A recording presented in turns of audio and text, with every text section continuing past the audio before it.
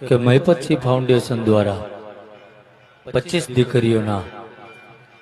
સમૂહ લગ્નોત્સવ જે સરસ કાર્ય કરી રહ્યા છે અને આમ તો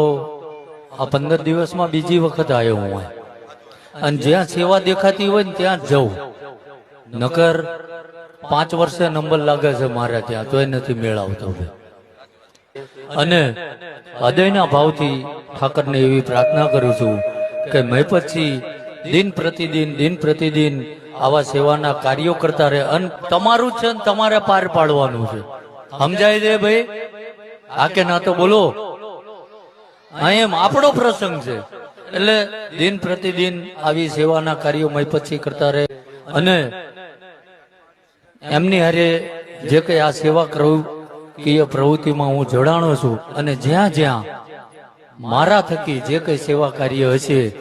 એમને ખાલી એક આંકલો જ કરવાનો હશે અહીંયા હું હાજર રહીશું ભાઈ।